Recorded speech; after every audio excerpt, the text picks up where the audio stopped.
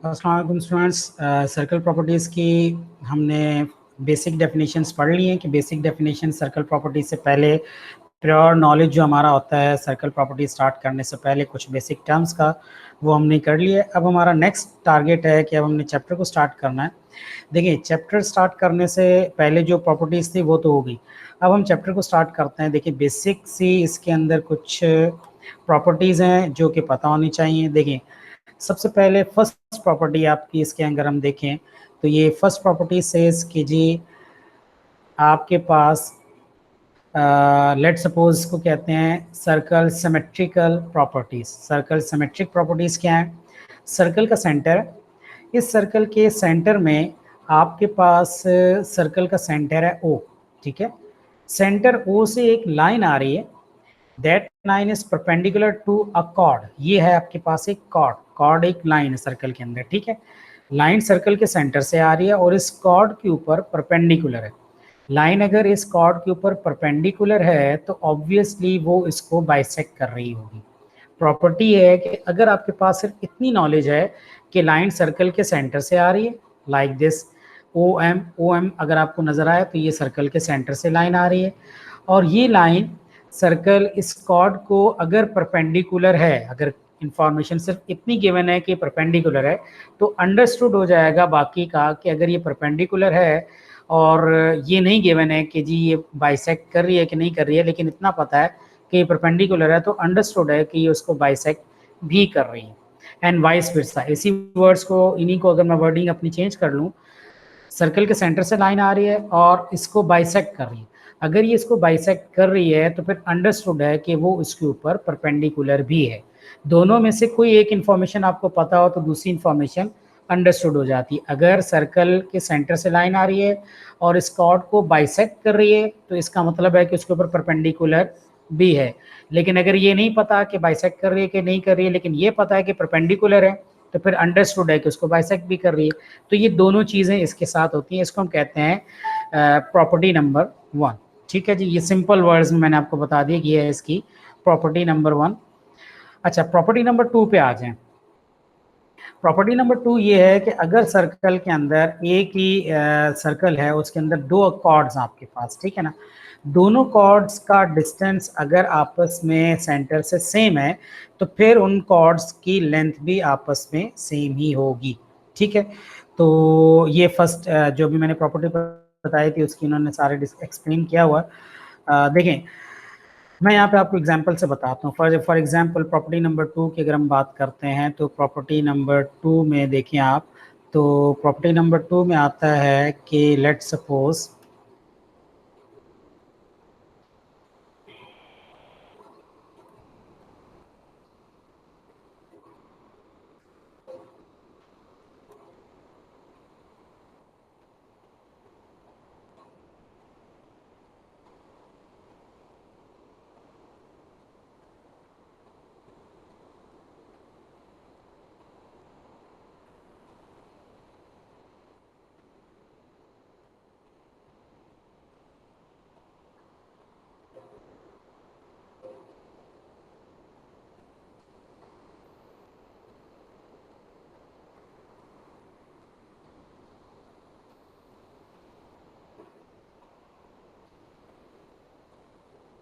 Okay जी, ये हम चलते हैं। मैं आपको एग्जांपल दे रहा हूँ। लेट सपोज कि यहाँ पर फॉर एग्जांपल मैं सर्कल बनाता हूँ। इस सर्कल के अंदर दो कॉर्ड्स हैं। एक कॉर्ड किसी भी डायरेक्शन में, लेट सपोज एक कॉर्ड आपके पास इस डायरेक्शन में, ठीक है, दूसरी कॉर्ड एक और डायरेक्शन में, ऐसे दोनों अलग अलग डायरेक्शंस में कॉर्ड हैं लेकिन है एक ही सर्कल के अंदर। तो अगर आप इस तरह से देखो तो इन दोनों कॉर्ड्स का डिस्टेंस जो है, डिस्टेंस हमेशा ज़हन में रखिएगा कि डिस्टेंस ऑलवेज वो डिस्टेंस होता है जो कि सेंटर से मेजर किया जाता है और हमेशा परपेंडिकुलर होता है। आप अपनी मर्जी से डिस्टेंस प्लॉट नहीं कर सकते कि सेंटर से मैं किसी भी डायरेक्शन में चला जाऊँ, इसको डिस्टेंस को मेजर करूँ, ऐसे नहीं है। सर्कल से आपने सर्कल के सेंटर से आपने बिल्कुल एग्जैक्टली उसके परपेंडिकुलर मूव करना है। फॉर एग्जांपल सर्कल का सेंटर है ओ, इस सर्कल के सेंटर से बिल्कुल आप परपेंडिकुलर वे में जाएंगे इस तरह करके, तो बिल्कुल जो परपेंडिकुलर चल रहे हैं इसके ऊपर जो 90 डिग्री बना रहे हैं, ये डिस्टेंस काउंट होगा। अगर स्टूडेंट्स इसको सर्कल के सेंटर से इस तरह से लाइन ड्रॉ करें, फॉर एग्जांपल ये लाइन ड्रॉ कर ली कि जी ये सर्कल का डिस्टेंस मेजर किया जा रहा है, तो ये जो लाइन आपने ड्रॉ की है ये लाइन सर ये डिस्टेंस काउंट नहीं होगी, this is not a distance. क्यों नहीं काउंट होगी?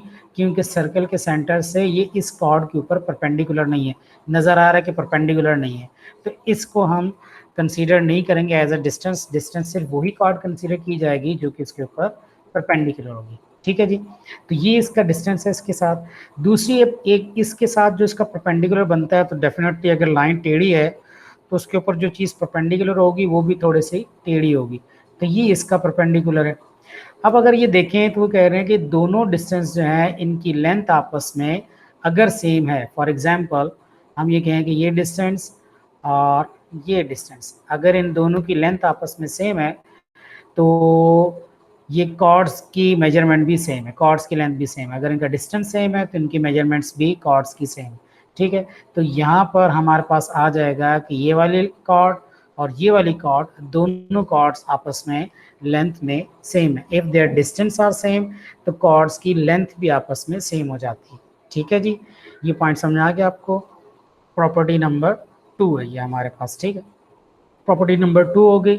दोबारा सुन ले, सर्कल का सेंटर है, सर्कल के सेंटर से दो कॉर्ड्स हैं, एक कॉर्ड इधर है एक कॉर्ड इधर है। अगर सर्कल के सेंटर से दोनों कॉर्ड्स का डिस्टेंस सेम है तो फिर ये कॉर्ड्स की लेंथ भी सेम होगी। वाइस वर्सा इसको कर लें, हमें ये नहीं पता कि डिस्टेंस सेम है या नहीं है, लेकिन हमें ये पता है कि कॉर्ड सेम है, कॉर्ड्स की लेंथ सेम है, तो अंडरस्टूड है कि फिर उनका डिस्टेंस भी सेम होगा सेंटर से।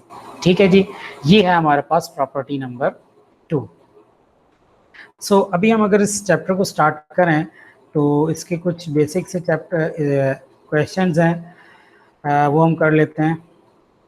देखें, फॉर एग्जाम्पल अगर हम बात करें यहाँ पे एक्सरसाइज 13A का क्वेश्चन नंबर 1 है। ठीक है, given that O is the centre of each of the following circles, find the value of the unknown. Circle का सेंटर है आपके पास, ये कॉर्ड है आपके पास, सेंटर है। अच्छा, अब इसमें से ये आपको कह रहे हैं कि स्मॉल a है और ये भी स्मॉल a है। ठीक है, ये एंगल आपके पास आ रहा है स्मॉल b और ये लेंथ आपके पास 5 सेंटीमीटर। ठीक है, आपने ए भी फाइंड करना और बी भी फाइंड करना है कि जी ए कितना है और बी कितना, ये आपने कैलकुलेट करना है। अब ये कैसे पता चलेगा? देखें, सर्कल का सेंटर है ओ, इस सेंटर से एक लाइन आ रही है इस और इस कॉर्ड को बाइसेक्ट कर रही है। अभी अभी मैंने आपको बताया प्रॉपर्टी नंबर 1 से कि अगर सेंटर से एक लाइन आती है और कॉर्ड को बाइसेक्ट करती है, तो जब वो कॉर्ड को बाइसेक्ट करती है तो अंडरस्टूड है कि वो उस कॉर्ड के ऊपर परपेंडिकुलर भी है। तो डेफिनेटली ये जो सेंटर से लाइन आई है और इसने इस कॉर्ड को बाइसेक्ट किया है वो इसके ऊपर परपेंडिकुलर थी, तो यहाँ पे ये इसके ऊपर एग्जैक्टली परपेंडिकुलर है। ठीक है, तो मीन यहाँ पे बन रही है एक राइट एंगल ट्राइंगल, क्योंकि 90 डिग्री बन रहा है यहाँ पर। अच्छा, अगर यहाँ 90 डिग्री बन रहा है, परपेंडिकुलर है, तो ओ से लेके इस जगह तक ये जो सर्कल का सर्कमफेरेंस है, मैंने आपको पिछली वीडियो में बताया है कि ये डिस्टेंस आपके पास होता है 13 सेंटीमीटर और इसको हमने नाम दिया है सर्कल का रेडियस। के सेंटर से लेके सर्कल की इस बाउंड्री तक जो भी लाइन आती है उसको हम नाम देते हैं रेडियस का। तो ये सर्कल का रेडियस है 13 सेंटीमीटर। अगर ये 13 सेंटीमीटर रेडियस है तो ये साइड आपके पास ए है, तो अब एक और इंफॉर्मेशन दी हुई है कि ये 5 सेंटीमीटर, ये जो डिस्टेंस है सेंटर से इस कॉर्ड का 5 सेंटीमीटर, तो ऑब्वियसली यहाँ पर भी ये 5 सेंटीमीटर ही होगा। 13 ये है और 5 आपके पास ये आ जाएगा, तो हमारे पास ये कितना हो जाएगा? 13 का स्क्वायर इज इक्वल टू 5 का स्क्वायर प्लस ए का square. So 13 square is equal to 5 square plus A square करेंगे तो आपके पास ए की वैल्यू आ जाएगी। वो आपने ए की वैल्यू कैलकुलेट कर लेनी है कि ए की वैल्यू कितनी है। ठीक है जी, तो ये हो जाएगा आपके पास इस तरह से क्वेश्चन। तो ये हो जाएगा आपके पास स्मॉल ए, आपके पास इस तरह से कैलकुलेट हो जाएगा। Then after it angle B अगर आपने कैलकुलेट करना है तो एंगल बी कितना कैलकुलेट होगा, देखें ये मैं आपको बता देता हूँ। ये आपके पास आएगा, आपके पास जब ये एक राइट एंगल ट्राइंगल है, इस राइट एंगल ट्राइंगल में जैसे ये राइट एंगल ट्राइंगल है वैसे ही ये राइट एंगल ट्राइंगल है, दोनों सेम है। अगर यहाँ पे सेंटर से लेके इस कॉर्ड तक का डिस्टेंस 13 है तो यहाँ पर भी सेंटर से लेके सेंटर से लेके यहाँ पर इस सर्कमफ्रेंस तक अगर 13 सेंटीमीटर है तो इस सर्कल में भी सेंटर से लेके इस सर्कमफ्रेंस तक का डिस्टेंस 13 मीन रेडियस ही होगा। सो 13 इधर है, 5 ये आपके पास, और ये जो चीज़ आपके पास ये स्मॉल ए है। सो 13 और 5 और राइट एंगल ट्राइंगल बनती है, तो यहाँ पे आप राइट एंगल ट्राइंगल के लॉज लगाएंगे और राइट एंगल ट्राइंगल के लॉज लगा के आप इसको सॉल्व कर सकते हैं। एंगल बी आपने कैसे कैलकुलेट करना है? According to this angle B ये आपके पास एडजेसेंट है और ये साइड आपके पास है हाइपोटेन्यूज। तो एडजेसेंट और हाइपोटेन्यूज का रिलेशन क्या होता है? एडजेसेंट और हाइपोटेन्यूज का रिलेशन होता है आपके पास कॉस। तो ये हो जाएगा, या इसको दूसरे वर्ड्स में कहा कहते हैं परपेंडिकुलर और हाइपोटेन्यूज। तो परपेंडिकुलर अपॉन हाइपोटेन्यूज के रेशियो को भी कहा जाता है कॉस। तो ये हो जाएगा आपके पास कॉस का रेशियो। सो अब cos B is equal to आपके पास आ गया 5/13। तो इसको भी आप सॉल्व कर लेंगे कि cos B is equal to 5/13 क्या है, वो आपने कैलकुलेट कर लिया और आंसर आपके पास यहाँ पर आ जाएगा। ठीक है जी, ये हो जाएगा question number 13, question number 1 of exercise 13A का पार्ट ए। अच्छा, इसी तरह हम आगे आते हैं अपने पास, हमारे पास सर्कल प्रॉपर्टीज़ का नेक्स्ट क्वेश्चन है, ये भी हम सॉल्व करते हैं। तो एक मिनट ज़रा।